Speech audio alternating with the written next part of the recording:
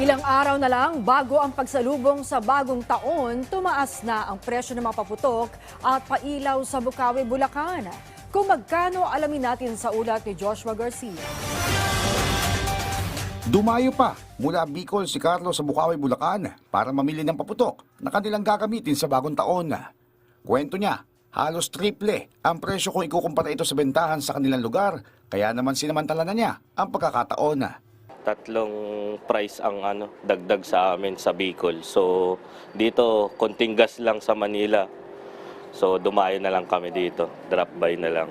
Tumaas ng 5 hanggang 10% ang presyo ng mga paputok kung ikukumpara sa nakaraang taon. Gayunpaman, ayon sa mga nagtitinda, posibleng tumaas pa ito nang aabot sa 30% sa mga susunod na araw.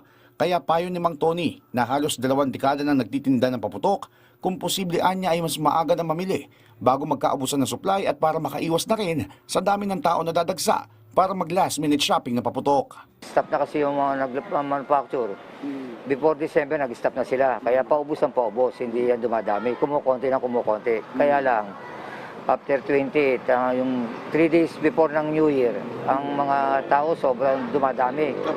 Kaya tumataas dahil malakas na ang demand pero wala nang supply. Paalala pa ni Mang Tony sa mga mamimili. Bumili sila doon sa mga license store na taga lisensya para at least safe yung mga binibili nila. Ang nangyayari kaya nagkaka-accidente dahil sa mga buying public din eh. Sinisindihan nila ng nakainom, nagiinuman.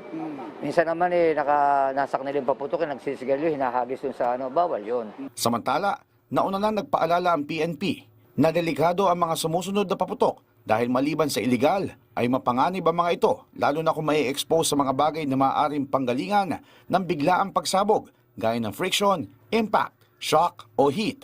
Habang naglabas naman kamakailan lang ang Department of Trade and Industry ng listahan ng certified fireworks para gabayan ang mga consumer sa pamimili para sa bagong taon.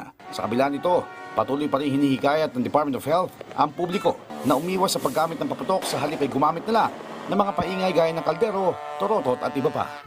Joshua Garcia, para sa Bayan.